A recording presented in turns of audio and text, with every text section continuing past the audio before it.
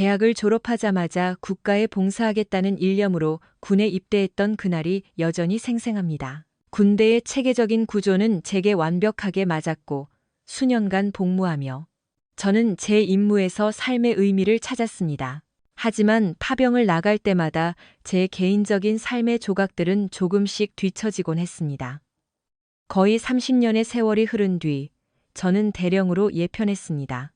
아내 민정은 그 혼란스러운 세월 속에서 아이들을 키우며 저와 함께 많은 고비를 넘겼습니다. 우리 관계가 아주 견고하다고 믿었지만 막상 사회로 돌아와 적응하는 과정은 생각보다 훨씬 힘들었고 우리는 서로 소원해지기 시작했습니다. 경고 신호는 아주 미묘하게 나타났습니다. 일상생활에서 느껴지는 편안함은 좋았지만 신뢰라는 것이 얼마나 깨지기 쉬운지도 깨닫게 되었습니다. 우리는 아담한 주택들이 모여있는 어느 한적한 골목 끝집에 살고 있었습니다. 저녁 후 처음으로 열린 동네 파티에서 이제는 각자의 삶에 익숙해진 민정과 저는 이웃들을 만났습니다. 아들 준호는 대학생이었고 딸 윤지는 해군에 입대했는데 육군 대령 출신인 제 처지에서 딸의 해군 입대는 그리 달가운 일은 아니었습니다. 파티에서 민정은 길 건너 사는 지석 씨와 대화에 푹 빠져 있었고 표정이 그리 좋아 보이지 않았습니다. 그녀가 저에게 눈짓을 보냈지만 저는 활기찬 싱글맘인 정희 씨와 대화하느라 바빴습니다. 민정의 눈빛이 더 다급해졌을 때야 저는 정희 씨를 데리고 그녀에게 다가갔습니다. 지석 씨가 민정을 놓아주었지만 그녀는 제가 너무 오래 걸렸다며 불만을 토로했습니다. 자리를 뜨면서 우리는 묘한 눈빛을 주고받는 한 젊은 커플에게 가볍게 목례를 건넸습니다. 마치 무언가 공모하는 듯한 그들의 시선에 군정보 장교 출신인 제 본능이 의구심을 품게 했지만 저는 민정을 따라 집으로 향했습니다. 군 생활 동안의 잦은 이별과 재회는 우리 결혼 생활에 긴장을 주었습니다. 제가 해외 파병 중일 때 우리는 거의 이혼 직전까지 갔었지만 어떻게든 다시 봉합했습니다. 하지만 마음 깊은 곳에서는 그 힘든 시기에 분명 무슨 일이 있었다는 걸 알고 있었습니다. 군인 가족에게 외도는 흔한 일이지만 누구도 그것을 입 밖으로 내뱉고 싶어 하지는 않죠. 민정과 제가 여전히 함께 있는 것은 행운이었지만 제가 집을 비운 사이 그녀가 외도를 했을 거라는 의심은 지울 수 없었습니다. 어떻게 알았냐고요? 민정의 직장 근처 호텔을 운영하는 제 옛 여자친구로부터 그녀를 레드루프 모텔에서 봤다는 제보를 받고 의구심이 생겼습니다. 심지어 사설 탐정까지 고용했지만 알고 보니 당시 민정이 다니던 병원이 공사 중이라 어쩔 수 없이 그곳 주차장을 이용했던 것으로 밝혀졌습니다. 하지만 제가 귀국하자마자 그녀의 조기 출근 습관이 딱 멈추는 것을 보고 제 마음은 결코 편치 않았습니다. 제가 해외에서 보낸 1년은 우리 가족에게 큰 타격을 주었고 그 1년의 공백이 만든 거리를 저는 끝내 좁히지 못했습니다. 그 압박감 속에서 저는 우리 결혼이 결코 무적은 아니라는 사실을 깨달았습니다. 상대 남자가 누구인지 끝내 밝혀내지는 못했지만요. 민정은 관계를 회복하려 애쓰는 듯했고 저 역시 마찬가지였습니다. 저는 9.11 테러 이후 이라크와 아프가니스탄으로 수차례 파병을 나가면서도 위험을 줄이기 위해 조종사의 꿈을 접고 군 정보부로 보직을 옮겼습니다. 이 새로운 역할은 민정에게 어느 정도 안도감을 주었지만 저는 여전히 우리 결혼 생활이 불안했습니다. 결국 장군 진급을 포기하고 전역을 결심했습니다. 한 번 더 파병을 나간다면 정말로 끝이라는 걸 알았기 때문입니다. 그렇게 제 군 생활은 끝났고 컨설팅 업무를 시작했습니다. 컨설팅 일은 군에 있을 때보다 수입이 좋았고 민정과 함께 아이들의 졸업식에 참석할 수 있었던 것은 무엇과도 바꿀 수 없는 가치 있는 시간이었습니다. 민정은 간호학 공부를 계속해 뇌수술팀에서 가장 유능한 간호사가 되었습니다. 그녀는 실력 있고 자신감 넘치는 외과 의사인 최태우 박사와 가깝게 일했습니다. 저는 최 박사가 민정을 바라보는 눈빛과 민정이 그를 칭찬하는 말들에 불편함을 느꼈습니다. 제가 우려를 표하자 민정은 직장에서의 가벼운 농담은 스트레스를 줄여줄 뿐 그 이상은 아니라고 단언했습니다. 그러면서 제가 예전에 함께 일했던 국정원 요원 한다희 씨와의 관계를 상기시키더군요. 이라크로 떠나기 전 다희 씨가 저에게 관심을 보였던 것은 사실입니다. 하지만 민정이 저를 믿어주었듯 저 역시 민정을 믿어야 했습니다. 하지만 그 대화는 매끄럽지 못했고 평생의 앙금으로 남았습니다. 사실 민정이 의심할 만한 이유는 충분했습니다. 이라크에서 매복 공격을 받은 후 다희 씨가 저에게 적극적으로 다가왔고 유혹에 흔들릴 뻔한 순간이 있었으니까요. 다행히 별일 없이 상황이 일단락되었고 저는 그것으로 민정이 해외 파병 기간에 저질렀을지도 모를 일들과 샘샘이 되었다고 스스로를 위로했습니다. 하지만 속으로는 저 자신을 속이고 있다는 걸 잘 알고 있었습니다. 그러던 중 민정과 그녀의 팀이 국경 없는 의사회와 함께 6주간 남미로 의료봉사를 떠날 준비를 하고 있었습니다. 최 박사와 동행한다는 게 마음에 걸렸지만 그동안 저를 뒷바라지해준 그녀의 커리어를 막고 싶지 않았습니다. 내가 당신을 위해 집에 머물렀던 적이 얼마나 많았는데 그녀가 말했습니다. 이제는 당신이 기다릴 차례야. 제가 무슨 말을 할 수 있겠습니까? 그녀가 공항으로 떠나기 전날 분위기는 냉랭했습니다. 밤새 짐을 싸고 어머니와 통화하느라 우리 둘만의 시간은 거의 없었습니다. 싸우기 싫어서 저도 그냥 넘어갔고 다음 날 아침 그녀는 이미 떠나고 없었습니다. 작별 인사도 쪽지도 없었습니다. 문자 메시지를 확인했지만 조용했습니다. 화가 나면서도 걱정이 되더군요. 커피 한 잔으로 마음을 가라앉히고 그녀가 탄 콜롬비아행 비행기 궤적을 추적했습니다. 착륙하면 연락이 올 줄 알았는데 아무 소식이 없었습니다. 저는 짧게 잘 도착했길 바라라고 보냈습니다. 잘 지내라는 말 대신 민정과 헤어지는 법이라는 생각이 머릿속을 스쳤습니다. 그날도 다음 날도 답장은 없었습니다. 평소 조깅을 하면 머리가 맑아지곤 했는데 그날은 우라 때문에 평소보다 더 빨리 달렸습니다. 골목 끝에 다다랐을 때 숨을 헐떡이고 있는데 성훈 씨가 저를 불렀습니다. 우리 뒷집에 사는 사람이었죠. 그의 아내 지원 씨는 정원에 있었습니다. 경치 좋죠? 제가 보고 있던 방향을 눈치챘는지 성훈 씨가 농담을 건넸습니다. 저는 샤워를 해야 한다며 말을 돌렸습니다. 그는 민정이 없더라도 자기 집에 와서 스테이크에 와인 한 잔 하자고 제안했습니다. 지원 씨는 미소 지었고 그녀의 미묘한 손짓은 묘한 분위기를 더했습니다. 저는 민정의 침묵을 곱씹으며 멀리 돌아 집으로 향했습니다. 샤워를 마친 뒤 텅 빈 집에서 오지 않는 전화를 기다렸습니다. 어둠이 내린 후에야 저는 그녀가 묵는 호텔로 전화를 걸기로 결심했습니다. 일정표와 방 번호를 알고 있었지만 전화를 받는 사람은 없었습니다. 호텔 매니저인 박근호 씨가 전화를 받았습니다. 매니저는 그녀가 체크인한 것은 확인해 주었지만 경계하는 눈치였습니다. 다시 연락해서 저에게 전화하라고 전하겠다고 했지만 뭔가 이상했습니다. 저는 민정의 절친한 동료인 수진 씨의 번호를 뒤졌습니다. 그녀라면 무언가 알 것 같았죠. 그때 전화가 울렸습니다. 민정이 아니라 마닐라의 매니저였습니다. 여보세요, 박 매니저님. 제가 받았습니다. 부인 소식 있나요? 방에 안 계시네요. 다른 여자분들이랑 같이 계신 것 같습니다. 그의 말투가 비협조적으로 변했습니다. 매니저님, 부탁 하나만 들어주시겠습니까? 말씀하세요. 말투가 더 거칠어졌습니다. 최태우 박사님 방이 어디죠? 최 박사님은 514호입니다. 연결해 드릴까요? 가슴이 덜컥 내려앉았습니다. 민정의 방은 515호였거든요. 아니요, 잠시만요. 수진 씨 방으로 연결해 주세요. 잠시 침묵이 흐른 뒤 그는 전화를 연결해 주었습니다. 수진 씨가 전화를 받았습니다. 제가 누군지 이미 아는 눈치였습니다. 매니저가 귀띔했겠죠. 안녕 수진 씨, 방해해서 미안해요. 내 아내 어디 있습니까? 그녀는 불편해했습니다. 왜 저한테 물으세요? 수진 씨, 장난치지 마요. 민정이가 최 박사 옆방인데 거기 없다는 거 압니다. 당신도 알잖아요, 민수 씨. 민정이랑 직접 얘기해요. 그녀가 답했습니다. 하지만 저는 수화기 너머로 한 남자가 누구야? 내 방에 있는 놈에 대해 내 남편한테 말해야겠군.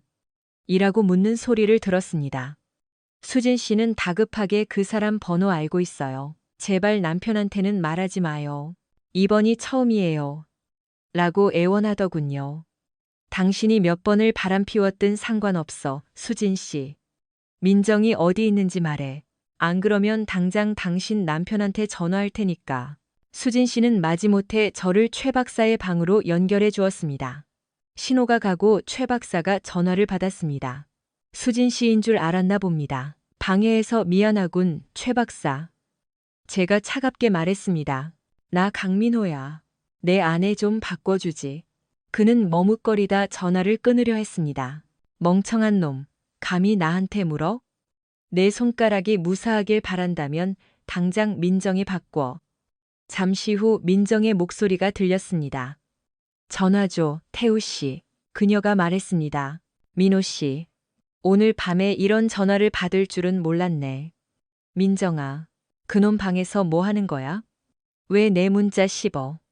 당신 지금 무슨 생각인 거야? 제가 쏘아붙였습니다. 힘든 하루 보내고 이제 좀 쉬려는데. 당신이 전화를 해서 망치고 있잖아. 솔직히 말해. 당신이랑 최 박사, 불륜이야? 그녀는 한동안 침묵하더니 최 박사에게 나가달라고 말했습니다. 다시 침묵이 흐른 뒤 그녀가 입을 열었습니다. 민호 씨, 나는 그동안 좋은 아내였고 좋은 엄마였어. 6주 뒤에 집에 가면 그때 얘기해. 지금은 그냥 이 시간을 나에게 줘. 당신이 방해하지 않는다면 말이야. 저는 멍해졌습니다. 당신은 떠나기 전에 나랑 대화할 최소한의 예의도 없었어, 민정아. 하는 짓이라곤 싸움 거는 것뿐이었지? 제가 비꼬듯 말했습니다. 당신이 나보고 가지 말라고 했다면 그랬을 거야. 그녀가 인정했습니다. 하지만 난 살아있다는 걸 느끼기 위해 이 시간이 필요했어. 최 박사는 그냥 기분 전환일 뿐이야. 사랑하는 건 아니라고. 참 우연이네. 제가 말할 때 노크 소리가 들렸습니다. 민정아, 나 가봐야겠어. 그녀가 말했습니다. 사랑해, 민호 씨. 나도 사랑해, 민정아.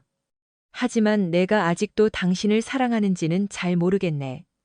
저는 전화를 끊었습니다. 문을 열자 지원 씨가 혼자 서 있었습니다. 좋은 저녁이에요, 민호 씨. 그녀가 미소 지으며 인사했습니다. 안녕, 지원 씨. 그녀가 오늘따라 정말 예뻐 보였습니다. 안 들어보내줄 거예요? 그녀가 눈썹을 치켜 세우며 물었습니다. 물론이죠. 들어오세요. 그녀는 제가 제일 좋아하는 모스카토 와인 한 병을 내밀었습니다. 민정이 귀띔했겠죠. 말동무가 필요할 것 같아서 왔어요. 지원 씨가 말했습니다. 상태가 어떨지는 모르겠지만 질문이 몇 개 있어요. 물어보세요. 그녀가 저를 살피며 답했습니다. 와인을 따르며 성훈 씨는 어디 갔냐고 물었습니다. 친구들과 카드 게임 하러 갔다고 하더군요. 군 생활 내내 민정을 얼마나 많이 혼자 두었는지 생각했습니다. 민정 씨 남미에 있죠? 지원 씨가 물었습니다. 소식 들었어요? 참 우연이네요. 당신이 노크하기 직전에 통화했어요. 어머, 방해한 건 아니죠? 아니요, 할 말은 다 했습니다. 그녀는 제 기분이 좋지 않다는 걸 눈치챈 듯 했습니다. 지원 씨, 우리 대화가 좀 필요할 것 같아요. 우리는 서로를 의아하게 쳐다봤습니다. 지원 씨는 입술을 깨물다 고개를 끄덕였습니다. 앉으세요. 거실을 가리키자. 그녀는 다리를 꼬고 제 맞은편에 앉았습니다. 민정이가 어디까지 얘기했어요? 그녀가 되물었습니다. 떠나기 전에 당신이랑 얘기했길 바랐는데 아니었나요? 제가 물었습니다. 아니요. 결국 여기저기 전화한 끝에 그녀가 남미에서 의사놈이랑 있다는 걸 알게 됐죠. 그러더니 당신이랑 얘기해보라고 하더군요. 이제 연극은 그만두죠. 당신이랑 민정이가 떠나기 전에 무슨 계획을 세운 겁니까? 지원 씨는 와인을 길게 한 모금 마시며 용기를 내는 듯 했습니다.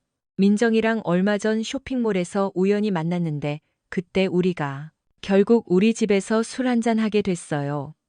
당신이랑 성훈 씨가 어디 있는지는 몰랐지만 우리 결혼 생활과 남편의 취향에 대해 털어놨죠.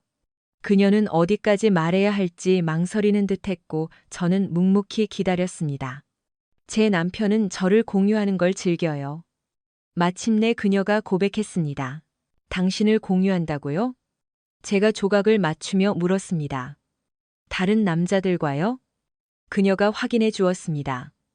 민정이한테 말했어요. 그녀가 허락해준다면 당신을 유혹하고 싶었거든요. 민정이는 뭐라던가요? 처음엔 충격받은 눈치였지만 제 설명을 듣더니 조용히 수긍하더군요. 그러더니 조건부로 찬성했어요. 그녀가 해외에 있는 동안에만 말이죠. 저는 이 상황이 기가 막혀 실소를 터뜨렸습니다. 그럼 민정이는 나랑 한마디 상의도 안 했다는 겁니까? 아니요. 오늘 밤 당신이 여기 오고 있을 때 그녀가 그 비밀을 저한테 다 털어놨어요. 지원 씨도 타이밍에 놀란 듯 했습니다. 저는 오늘 밤에야 그녀와 최 박사 사이의 일을 알게 됐습니다. 제가 고백했습니다. 지원 씨는 고개를 저었습니다. 우리 부부는 개방적인 결혼 생활을 하지만 서로 등 뒤에서 속이지는 않아요. 성훈 씨도 당신이 여기 있는 거 압니까? 네, 알아요. 내가 당신한테 호감 있는 거 알고 괜찮다고 했어요. 당신 말고도 다른 파트너들이 있었나요? 제가 묻자 그녀는 2년 동안 가끔 만나는 사람들이 있다고 답하며 주로 외지 남성들을 만나 모험을 즐기고 성훈 씨는 지켜보는 식이라고 설명했습니다. 그게 더 안전하니까요. 그녀가 대수롭지 않게 말했습니다. 저는 믿기지 않는다는 듯 고개를 저었습니다. 이런 지 얼마나 됐죠? 4년요. 그녀는 마치 날씨 얘기하듯 대답했습니다. 민정이도 이 계약에 동의했다고요? 네, 하지만 자기가 없는 동안에만요. 민정이는 자기가 없는 동안 뭘 할지 말하던가요? 아니요. 하지만 짐작은 가네요. 네이만 두부 가네요. 아마 그녀도 똑같은 짓을 하고 있겠죠. 당신이 저랑 있는 걸 허락함으로써 본인의 죄책감을 씻으려 한 걸지도 몰라요. 나랑 상의했어야지. 제 실수의 무게를 느끼며 말했습니다. 지원 씨가 편지 한 통을 건넸습니다. 민정이가 당신한테 남긴 거예요. 그녀는 화장실로 자리를 피했습니다. 봉투에는 민호에게라고만 적혀 있었습니다. 저는 심호흡을 하고 열었습니다. 민호 씨, 이 편지를 읽을 때쯤이면 내가 최 박사와 약속을 어겼다는 걸 알게 되겠지. 하지만 나를 비난하기 전에 이라크에 있던 다희 씨를 생각하길 바라. 증거는 없지만 당신이 그녀와 잤다는 걸 확신해. 나도 정보교육 받을 때 당신 도와주면서 다 배웠거든. 당신이 그녀 얘기만 나오면 시선을 피한다는 걸. 당신은 정말 거짓말 못하는 사람이야. 최 박사가 처음 나를 만졌을 때 말하지 않았어. 어쩌면 말했어야 했겠지. 당신이 군대 있을 때 그 외로웠던 시간들. 특히 파병 중일 때 나도 유혹이 많았지만 당신한테 충실했어. 그런데 다희 씨가 당신 파병 중에 나를 찾아왔고 그녀의 거만한 태도가 내 의심을 확신으로 바꿨지. 당신이 부정한 짓을 했다는 걸 확신해. 내가 틀렸다면 그 책임은 내가 질게. 당신이 먼저 바람을 피우려 했지만 내가 눈치챘으니 이제 공평하게 제안할게. 내가 없는 동안 나는 당신 아내가 아니고 당신도 내 남편이 아니야. 6주 동안 우리 둘 다 자유롭게 연애하는 거야. 여전히 서로를 사랑한다면 돌아와서 다시 시작하자. 아니면 잃어버린 것들을 후회하게 되겠지. 난 스스로 최 박사를 선택했어. 그를 사랑하진 않지만 매력적이야. 당신이 여전히 나를 원한다면 그는 그냥 추억으로 남을 거야.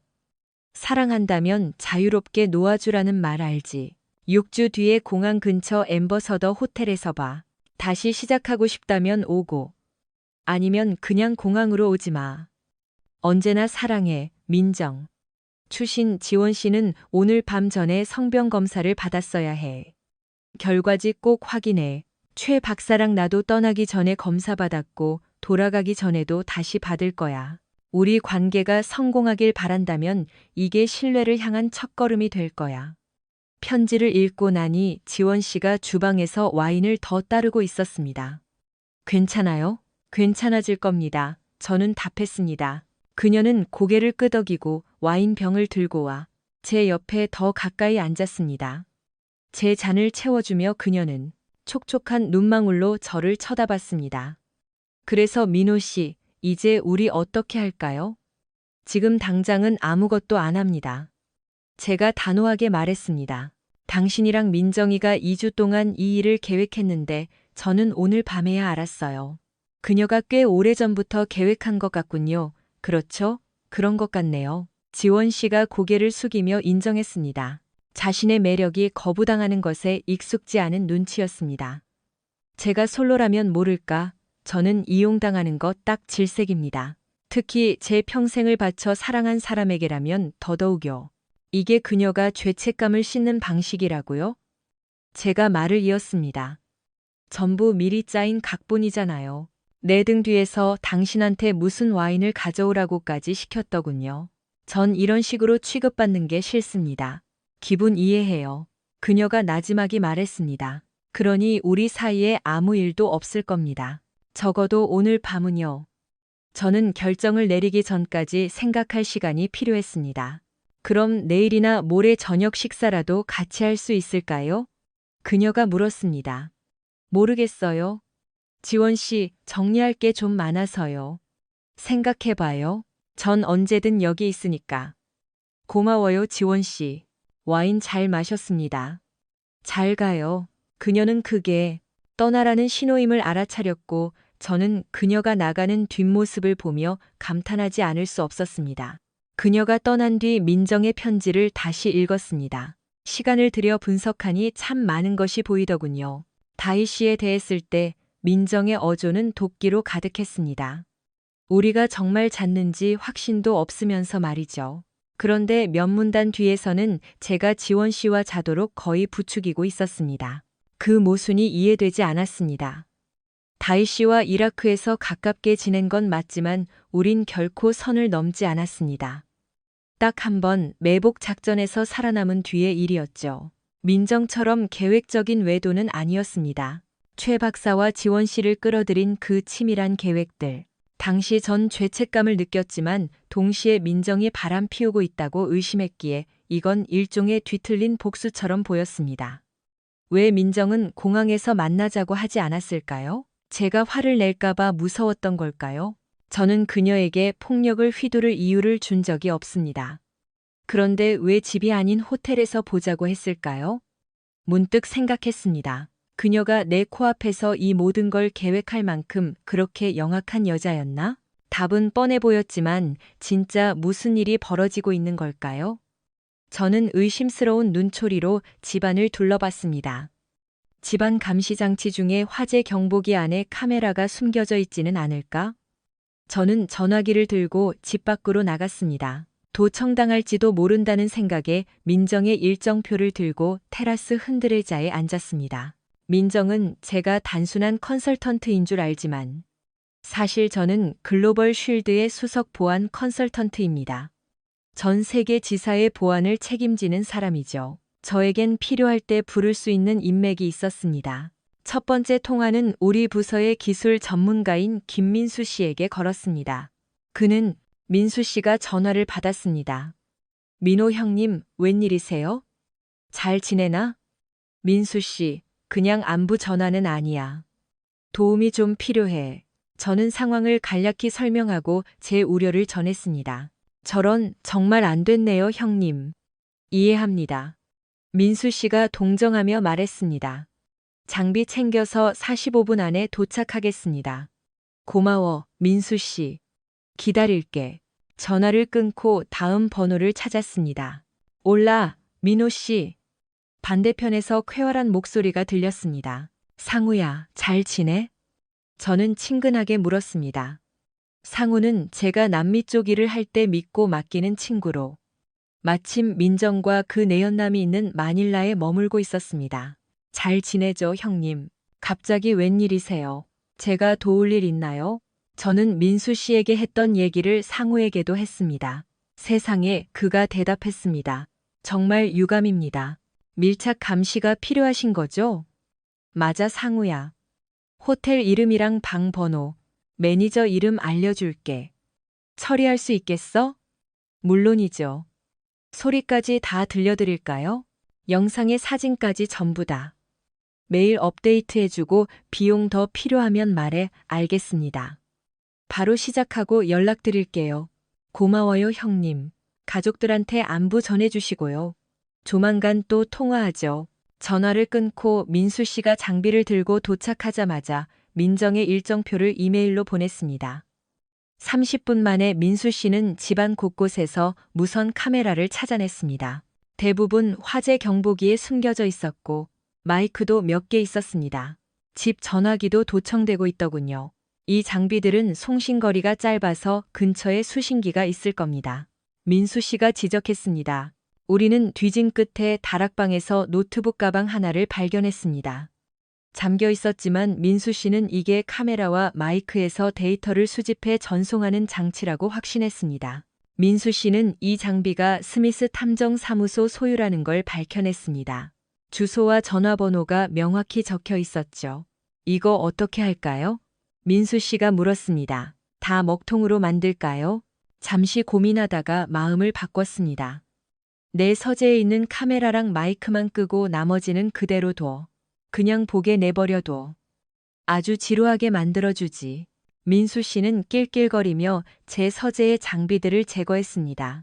그 후 그는 우리가 같이 쓰는 컴퓨터를 점검했고 키보드 입력 기록 장치와 스파이웨어가 깔린 걸 확인하고 삭제했습니다. 왜 이런 짓을 했다고 생각하세요?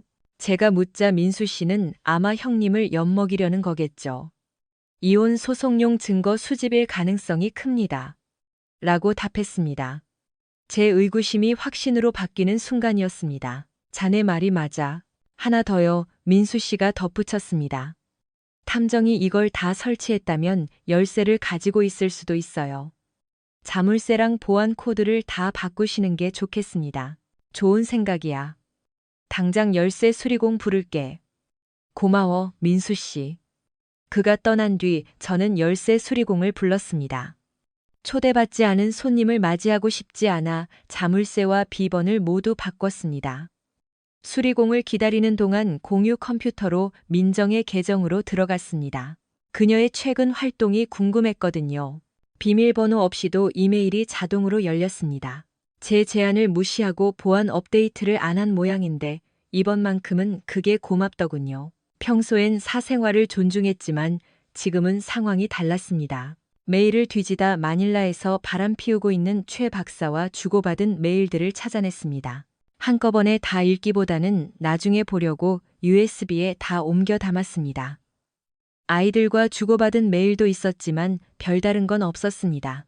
수리공이 도착해 자물쇠를 교체하는 동안 저는 다시 컴퓨터 앞으로 돌아왔습니다. 변호사라는 제목의 메일 하나가 눈에 띄었습니다. 민정이 최 박사에게 보낸 것이었는데 변호사와 상담했고 제시된 이혼 합의안을 검토한 뒤 변호사의 만류에도 불구하고 강행하기로 했다는 내용이었습니다. 최 박사는 의아해하는 눈치였습니다. 그녀가 저를 사랑한다며 곁에 남겠다고 했던 이전의 말들을 의심하는 최 박사에게 민정의 대답은 소름 끼쳤습니다. 그녀는 곁에 남되 자신의 조건대로 하겠다고 했습니다. 오랫동안 저를 속여왔다는 사실을 자랑스럽게 말하며 자신의 계획을 밝혔습니다. 귀국하는 날 엠버서더 호텔에서 이혼 서류를 내밀며 혼전 계약서 수정을 강요하겠다는 것이었죠. 제가 거절하면 지원 씨와의 불륜 증거를 이용해 저를 파산시키겠다고 했습니다.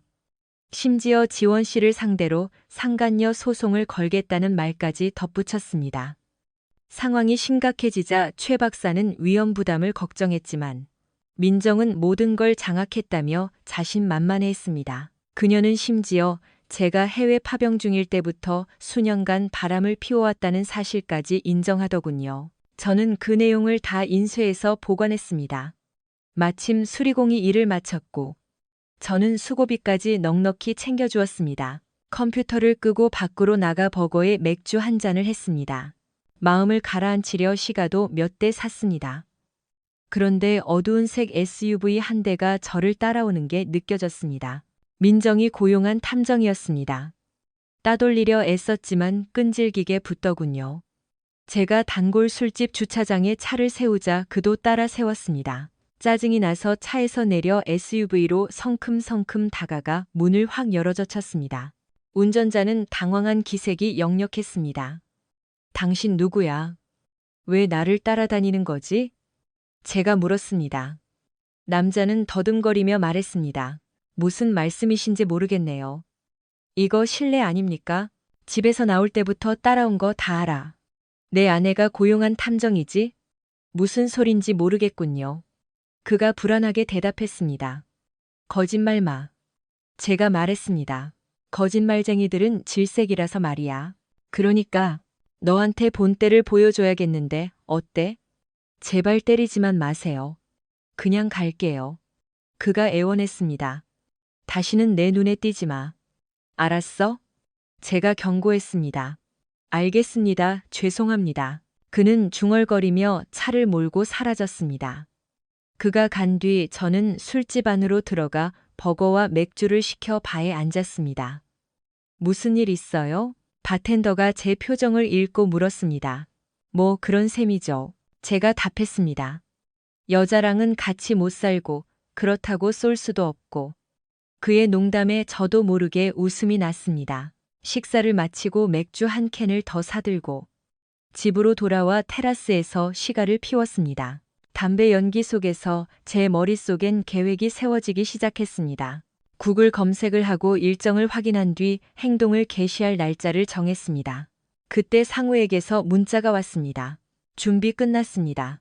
내일 아침 첫 보고 올릴게요. 비용으로 $250 입금 부탁합니다. 저는 즉시 송금하고 답장했습니다. 내일 얘기하자. 맥주를 다 마시고 시가도 끈 뒤 위층으로 올라갔습니다.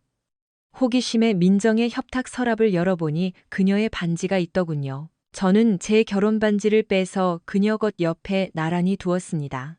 그리고 화재 경보기 속 카메라를 빤히 쳐다보며 비웃어 주었습니다. 다음 날 아침, 민정의 메일을 확인하니 들통남이라는 제목의 새 메시지가 와 있었습니다. 제가 감시 장치와 탐정을 찾아냈다는 내용이 상세히 적혀 있었죠. 저는 그 메일을 읽지 않음으로 표시하고 로그아웃했습니다. 상우가 보내준 민정과 최 박사의 영상을 확인했습니다. 큰 건 없었지만 민정이 최 박사에게 그 사람 지금 옆집 여자랑 있을 거야.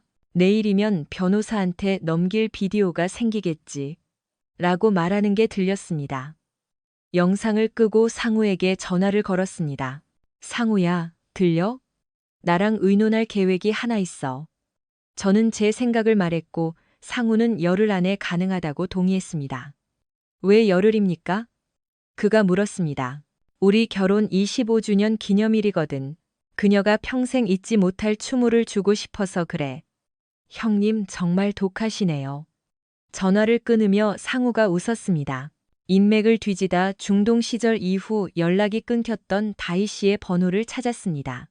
전화를 거니 놀랍게도 그녀가 바로 받더군요. 강민호 대령님, 이게 얼마만이에요? 그녀가 반가워했습니다. 저는 상황을 짧게 설명했고 그녀는 경악하며 들었습니다. 제가 민정의 편지를 읽어주자 그녀는 격분했습니다. 그 거짓말쟁이 마녀 같으니라고. 난 그런 말 한 적 없어. 우린 그냥 팀이었고 서로를 지켜줬을 뿐이야. 고마워요, 민호 씨. 우리 사이에 있었던 일은 유감이지만 그렇다고 민정 씨가 지금 하는 짓이 정당화될 순 없죠. 그녀가 말했습니다. 민호 씨, 당신이 사과할 건 없어요. 우린 극도의 스트레스 상황에 있었고 난 후회하지 않아요. 그럼 다음 계획이 뭐예요? 그녀가 물었습니다. 저는 다희 씨에게 제 계획을 말해주고 그녀의 반응을 기다렸습니다. 잠시 뒤 그녀가 대답했습니다. 좋아요. 정말 마음에 들어요. 마닐라에 아는 사람이 있어서 일부는 도울 수 있겠어요. 하지만 나머지는 장비가 좀 부족하네요. 그래도 도울 수 있을 것 같아요. 그녀가 제안했습니다. 언제까지 끝내야 하죠? 열흘 뒤 우리 결혼 25주년 기념일. 어머, 정말 심술 나누시네요. 그녀가 웃었습니다. 제 결혼기념일 선물이라고 생각할게요. 우리는 함께 낄낄거렸고 그녀가 덧붙였습니다. 있잖아요, 민호 씨. 중동 전쟁 이후로 당신 생각 많이 했어요. 나도 그랬어. 제가 인정했습니다. 우린 최고의 팀이었지. 그 이후로 누구와도 그런 유대감을 느껴본 적이 없어요.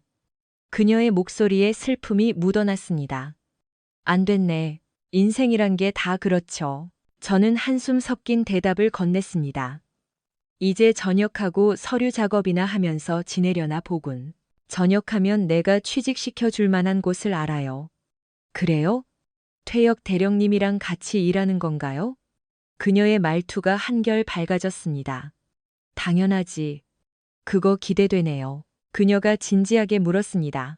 민호 씨, 우리 다시 연락하며 지낼 수 있을까요?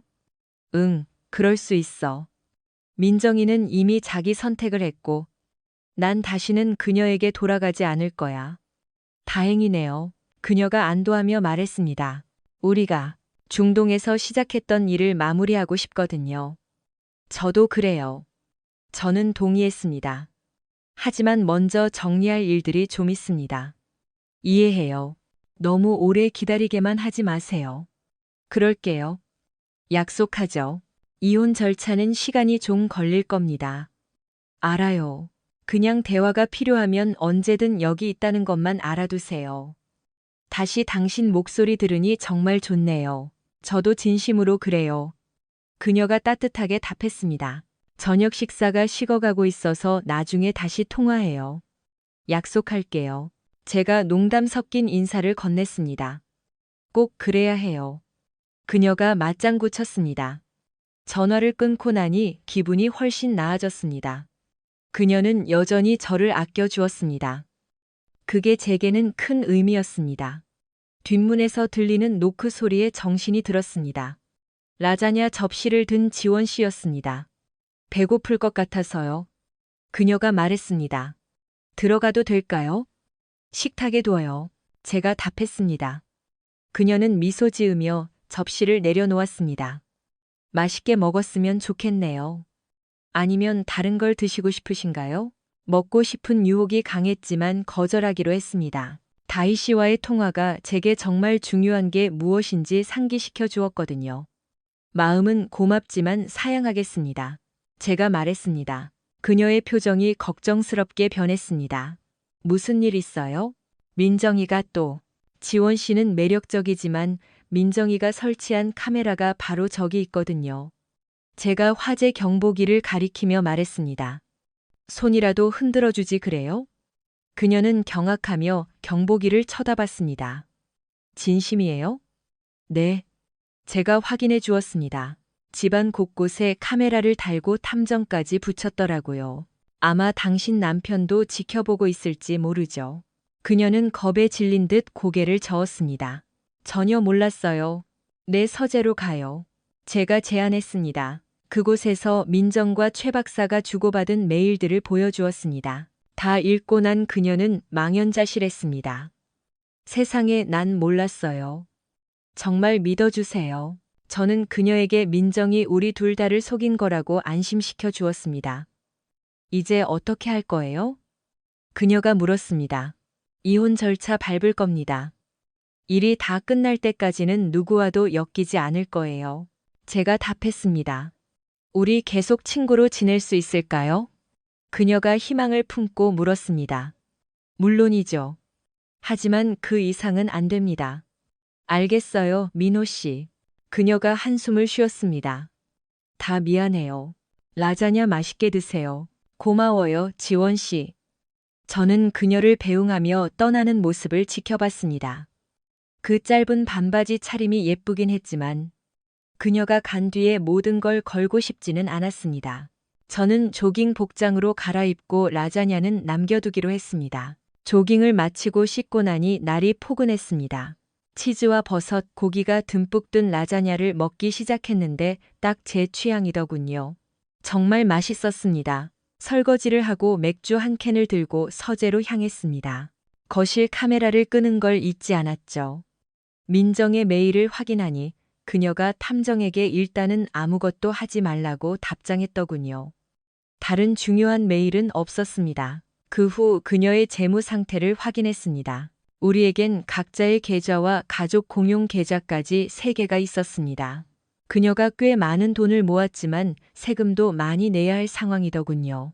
변호사 박혜린에게 수임료를 냈고 탐정 사무소에도 상당한 돈을 지불했더군요. 속옷 매장에서 결제한 내역도 눈에 띄었습니다. 저한테는 그런 모습을 한 번도 보여준 적 없으면서 말이죠. 박혜린 변호사가 궁금해서 검색해보니 가족법 전문이자 페미니즘 성향의 저자로 유명하더군요. 그녀의 책은 파격적인 부부 생활을 옹호하는 내용으로 논란이 된 적이 있었습니다. 저는 전자책으로 그녀의 책을 사서 테라스에서 맥주와 시가를 즐기며 읽어보았습니다. 이해하기 힘든 궤변들을 읽어보니 박 변호사는 남성에 대한 혐오가 대단하더군요. 민정이 이런 여자를 변호사로 골랐다니 시사하는 바가 컸습니다. 그때 상우에게서 문자가 왔습니다. 필요한 걸 준비할 수 있지만 100만 원 정도 든다고 하더군요. 저는 민정의 계좌에서 그 돈을 이체했습니다. 흔적이 남더라도 그녀에게 향하도록 말이죠. 이체를 확인한 뒤 상우에게 답장했습니다. 며칠간 제 일상은 상우의 보고와 민정의 메일을 확인하고 출근하고 조깅하고 먹고 맥주와 시가를 즐기며 TV를 보다 잠드는 것이 반복되었습니다. 크게 신경 쓰이지 않았습니다. 민정에게선 전화 한 통, 문자 하나 없었지만 저는 그 침묵이 좋았습니다. 그녀에 대한 감정은 이미 사라졌으니까요.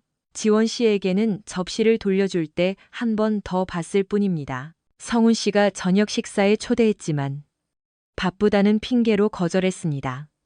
그가 아쉬워했지만 지원 씨가 나오지 않아 다행이었습니다. 그런 유혹은 필요 없었거든요. 제 일상의 유일한 빛은 다희 씨와의 통화였습니다. 며칠에 한 번씩 인생이며 꿈, 반려동물, 심지어 제 아이들 얘기까지 나눴습니다. 대화할수록 그녀와 더 가까워지는 걸 느꼈고 제가 그녀를 사랑하고 있다는 걸 깨달았습니다. 마침내 박혜린 변호사와의 미팅 일정을 잡았습니다. 비서가 커피를 내왔고 저는 박 변호사와 악수하며 통성명을 했습니다. 저랑 비슷한 나이대에 세련된 옷차림에 자기 관리가 철저해 보이는 여성이었습니다. 그녀의 손가락에 낀 반지를 보며 그녀의 남편은 어떤 삶을 살고 있을지 궁금해지더군요. 그래서 이혼을 생각 중이신가요? 박 변호사가 물었습니다. 네, 그렇습니다. 제가 답했습니다. 성함이 강민호 씨라고요? 그녀가 확인했습니다. 맞습니다. 그녀는 컴퓨터를 확인하며 미간을 찌푸리더니 물었습니다. 아내분 성함이 민정 씨인가요? 민정 씨 남편분이시군요. 이해관계 충돌 때문에 당신을 대리할 순 없습니다. 이미 부인 측을 맡고 있거든요. 당신이 여자들만 대리한다는 거 알고 있습니다. 좀 특이하네요. 저는 그녀를 빤히 쳐다봤습니다. 그걸 알면서 왜 저를 찾아오셨죠? 퇴역군 정보 장교로서 제 적이 누군지 알고 싶었거든요. 적이라니요. 저를 그렇게 보시나요? 당신 책이랑 인터뷰 기사 읽어봤습니다. 의뢰인들에게 그런 이상한 생활 방식을 권하신다면서요? 제 아내한테도 그러셨나요? 그건 영업 비밀입니다. 그렇겠죠. 민정이가 마닐라에 가서 뭘 할 계획인지도 아시나요? 그것도 기밀 사항입니다. 그녀가 단호하게 말했습니다. 저는 고개를 끄덕였습니다. 결혼하셨더군요. 남편을 조종하는 법에 대한 당신 책의 챕터가 아주 흥미로웠습니다. 당신도 당신 남편을 그렇게 모욕하고 조종하시나요? 당신이 상관할 바 아닙니다. 강 대령님, 이 미팅은 여기까지 하죠. 저는 미소 지으며 일어났습니다. 만나서 반가웠다고 말하고 싶지만 거짓말이 될 것 같군요. 또 뵙게 될 겁니다. 좋은 하루 되세요. 말을 마치고 자리를 떴습니다. 당신 책 정말 역겹더군요. 잘 지내세요. 밖으로 나오니 비서가 여전히 미소 짓고 있더군요. 우리 대화를 다 들었겠죠. 드디어 우리 결혼 25주년 기념일이 되었습니다. 바쁜 하루가 될 것 같아 휴가를 냈습니다. 아침 일찍 다희 씨에게서 준비가 끝났다는 문자를 받았습니다. 이어 상우에게서도 연락이 왔습니다. 매일 확인해 보세요. 그가 보낸 영상에는 비포장도로의 임시 검문소가 보였습니다. SUV 세대가 다가오자 무장 군인들이 제지했습니다. 차량 수색이 시작되었습니다. 뭔가 발견됐는지 군인들이 더 몰려왔습니다. 최 박사와 민정이 SUV에서 끌려 나와 수갑이 채워진 채 연행되었습니다. 견인차가 차를 끌고 가고 다른 차들이 통행을 재개하더군요. 저는 곧바로 상우에게 전화했습니다. 영상 봤어. 상우야, 어떻게 된 거야?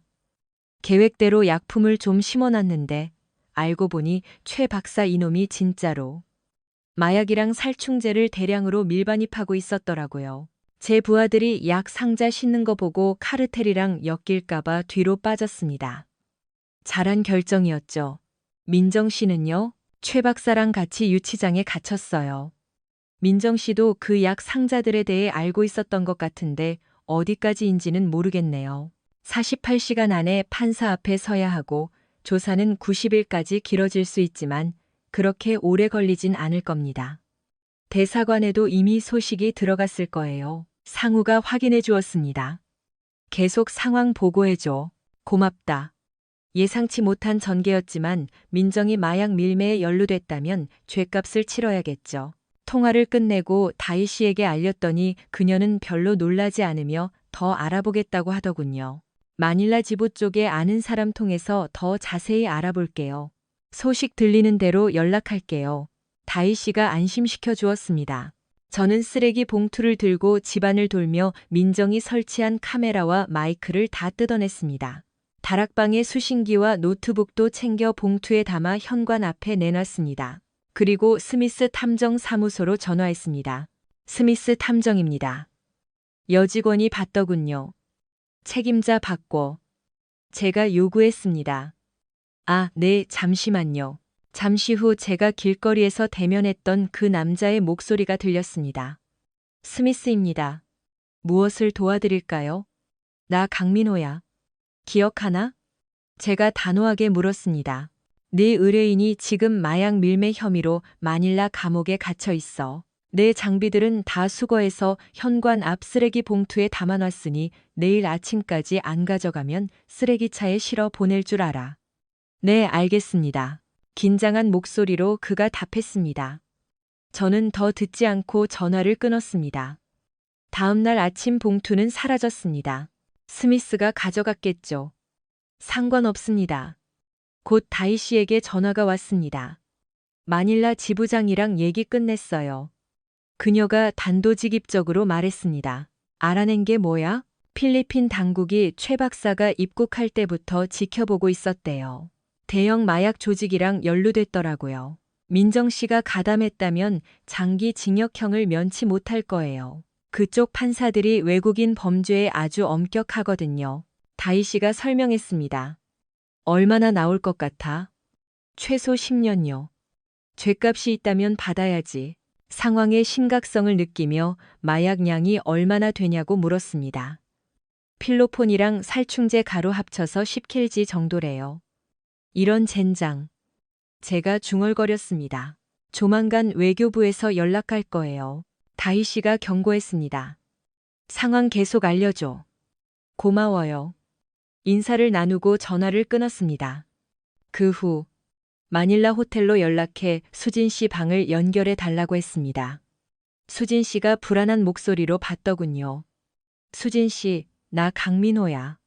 닥터로 강민호야. 민정이가 안 보여서 그런데 어디 있나?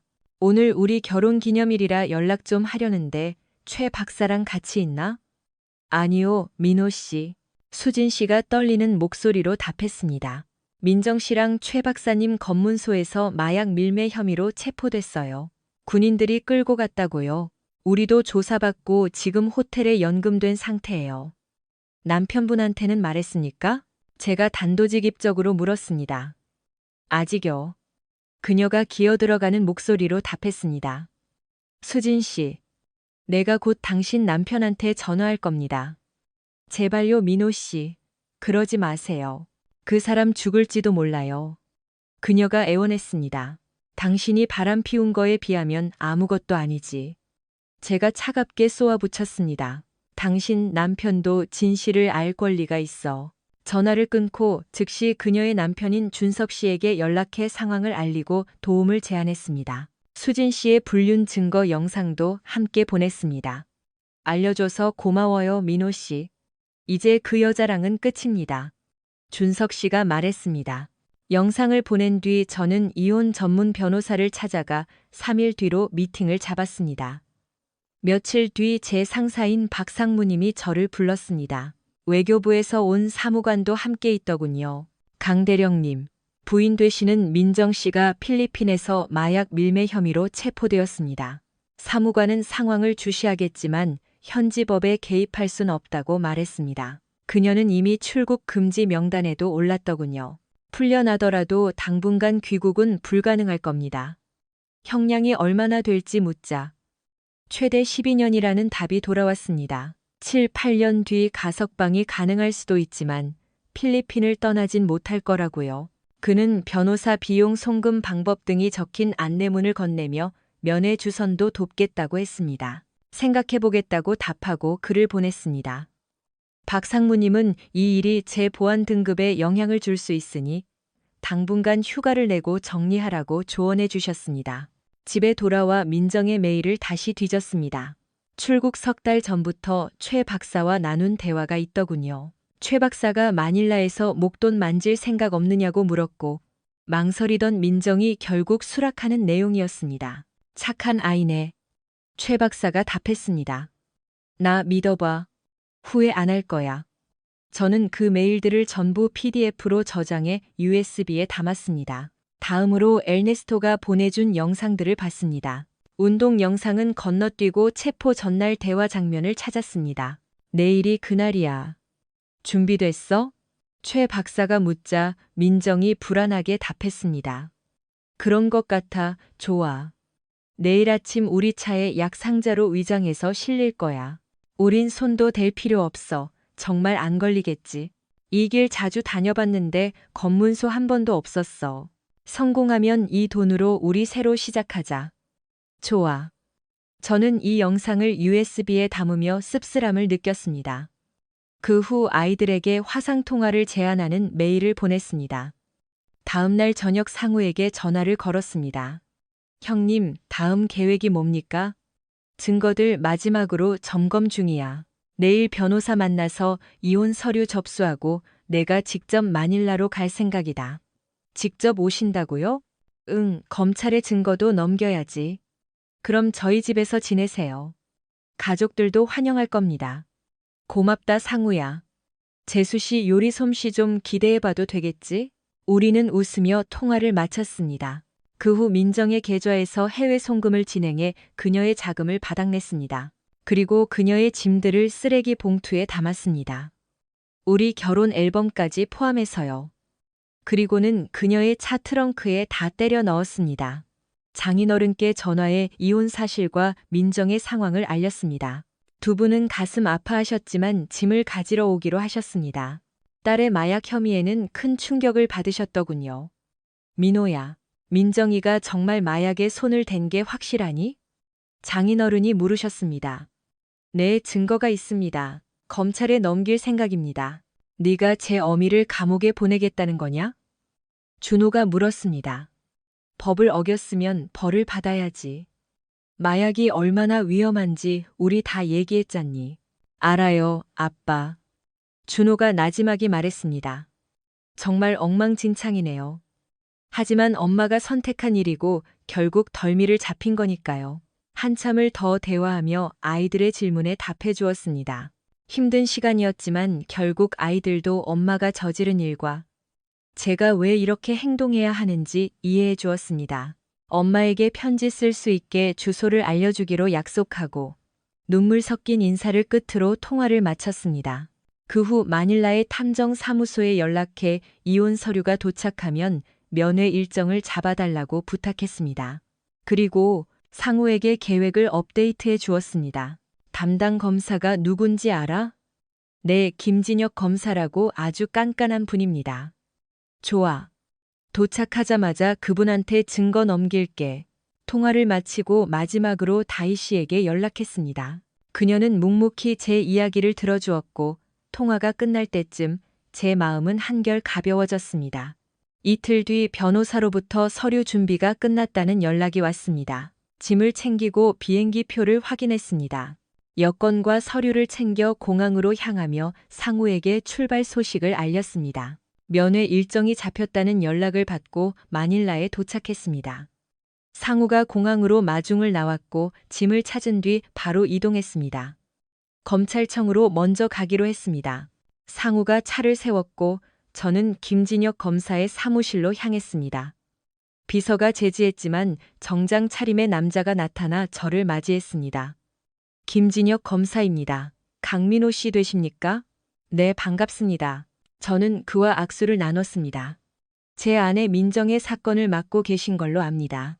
그는 저를 사무실 안으로 안내했습니다. 저는 그에게 USB 하나를 건넸습니다. 민정과 최 박사가 마약 운반을 논의하는 영상과 이메일 기록들이 담긴 것이었죠. 민정의 이메일 계정 정보도 함께 넣었습니다. 김 검사는 저를 유심히 쳐다보더니 물었습니다. 제 임무는 당신 부인을 오랫동안 감옥에 가두는 것인데 왜 이런 결정적인 증거를 저에게 넘기시는 겁니까? 보통은 변호인을 도우려 할 텐데요. 제가 답하지 않자 그가 말을 이었습니다. 아, 최 박사와 불륜 관계였군요. 그렇죠? 맞습니다. 복수라고 생각하셔도 좋습니다. 하지만 저는 전직군 정보 장교입니다. 법을 무시할 순 없죠. 비록 이혼할 아내라고 해도요. 이혼 서류도 직접 전달하러 왔습니다. 이 증거들을 마음껏 활용하십시오. 김 검사는 고개를 끄덕였습니다. 알겠습니다, 강 대령님. 증거물들 잘 검토하겠습니다. 마닐라엔 얼마나 머무실 예정입니까? 하루 이틀 정도면 됩니다. 서류만 전달하고 바로 귀국할 겁니다. 좋습니다. 마닐라에 오신 걸 환영합니다. 우리는 악수를 나누고 헤어졌습니다. 차로 돌아오니 상우가 물었습니다. 어떻게 됐어요? 김 검사님 정말 무섭죠? 상우가 웃으며 대답했습니다. 말도 마세요. 일단 우리 집으로 갑시다. 재수 씨가 하루 종일 요리하느라 고생했어요. 상훈의 집에서 따뜻한 환대를 받으며 그의 아내와 아이들을 만났습니다. 맛있는 저녁을 먹고 상우와 저는 독한 술 한 잔을 곁들이며 시가를 피웠습니다. 오랜만에 느끼는 여유였습니다. 다음 날 아침, 상우는 저를 민정이 수감된 구치소로 데려다 주었습니다. 그곳은 덥고 습하며 악취가 진동하는 열악한 곳이었습니다. 작은 면회실에서 민정을 마주했습니다. 수척해진 모습으로 테이블에 묶여있는 그녀 앞에 이혼 서류를 내밀었습니다. 민정아, 내가 선택지를 줬었지. 나에게 돌아오거나 떠나거나. 내가 뭘 선택했는지 이제 알겠지? 그녀는 흐느끼며 말했습니다. 미안해, 민호 씨. 정말 당신한테 상처 줄 의도는 없었어. 헛소리 마. 제가 받아쳤습니다. 지원 씨랑 짜고 변호사 만나서 나를 함정에 빠뜨리려 했잖아. 모든 게 다 거짓말이었어. 내가 여기 온 이유는 단 하나야. 이 서류에 사인해. 우린 여기서 끝이야. 이혼하기 싫어. 그녀가 소리쳤습니다. 이미 늦었어. 당신이 나를 그렇게 몰아붙였잖아. 나를 내 노예로 만들거나 파멸시키려 했지. 인정해, 우린 끝났어. 사인해. 민정은 마지못해 펜을 들어 대사관 직원이 지켜보는 가운데 서명했습니다. 서류를 챙기며 제가 덧붙였습니다. 참, 엠버서더 호텔 예약해둔 거 결제 다 끝났더라. 당신은 이제 필요 없을 테니 내가 좀 쓸게. 마음대로 해. 그녀가 중얼거렸습니다. 그리고 다이씨 부를 생각이야. 중동에서 못다 한 일을 마무리해야지. 당신이 괜찮다면 말이야. 그녀는 분노에 차 저를 노려봤지만 저는 개의치 않고 악수를 청했습니다. 당신이 저지른 짓들을 생각하면 정말 치가 떨리네. 더 이상 말 섞고 싶지 않아. 내 눈엔 우린 이제 남남이야. 당신이 자초한 그 비참한 삶을 마음껏 누려봐. 저는 오열하는 그녀를 뒤로하고 면회실을 나왔습니다. 주차장에서 김 검사를 다시 만났습니다. 그는 대사관 직원과 인사를 나눈 뒤 저를 쳐다봤습니다. 강 대령님과 잠시 개인적으로 대화하고 싶습니다. 대사관 직원이 자리를 비켜주자 김 검사가 제 어깨에 손을 얹었습니다. 같이 좀 걷죠, 대령님. 그냥 민호 씨라고 불러도 되겠습니까? 이제 대령 아니니까 편하게 부르세요. 그는 미소 지었습니다. 그럼 민호 씨라고 부르죠. 한 번 군인은 영원한 군인 아닙니까? 상우 씨한테 당신 얘기 많이 들었습니다. 정말 훌륭한 분이시더군요. 상우가요? 네, 상우 씨랑 저랑 군 동기거든요. 상우 씨가 글로벌 보안 쪽으로 갈 때 전 검사가 됐죠. 당신이 넘겨준 증거들 아주 완벽합니다. 덕분에 수사 시간을 엄청 단축할 수 있겠어요. 그래서 당신을 공모 혐의로 기소하지 않기로 했습니다. 저는 깜짝 놀랐습니다. 놀라지 마세요. 상우 씨한테 당신 계획 다 들었습니다. 만약 부인께서 소량의 마약과 함께 잡혔다면 벌금 좀 내고 추방당하는 걸로 끝났겠죠.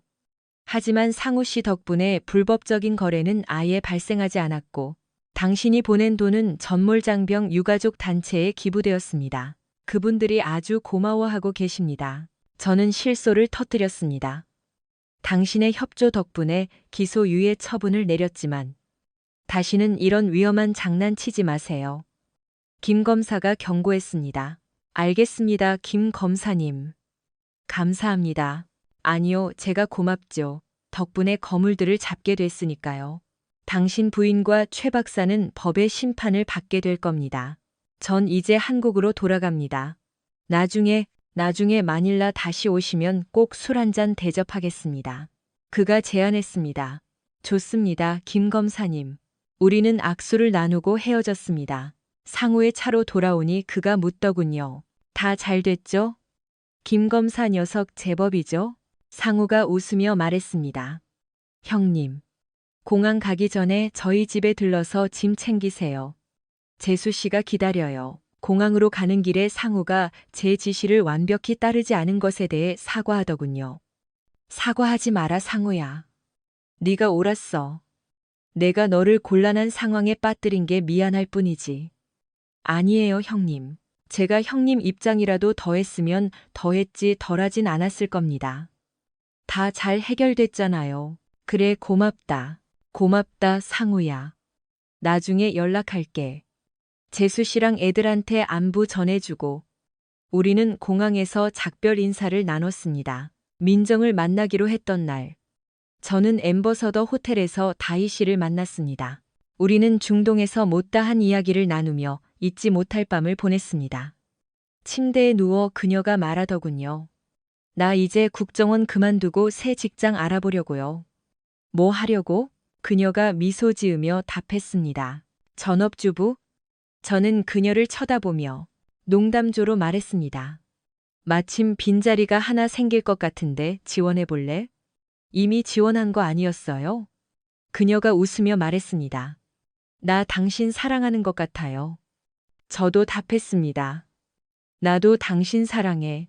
그럼 우리 진지하게 만나볼까요? 그녀가 물었습니다. 아직 이혼 절차가 다 끝나진 않았지만 저는 대답했습니다. 나랑 결혼해 줄래? 그녀가 진하게 입을 맞췄습니다. 네, 민호 씨. 정말 사랑해요. 민정과 최 박사는 필리핀에서 마약 밀매 혐의로 징역 12년과 막대한 벌금형을 선고받았습니다. 최 박사는 악명 높은 교도소에 수감되었고 얼마 못 가 적대 조직원들에게 변을 당했다는 소식을 들었습니다. 민정은 여자 교도소에서 비교적 나은 대접을 받았지만 여전히 힘든 생활을 하고 있습니다. 면회 오는 사람은 대사관 직원 말곤 거의 없다고 하더군요. 아이들이 편지를 보내긴 하지만 다시 만나는 건 꺼리는 눈치입니다.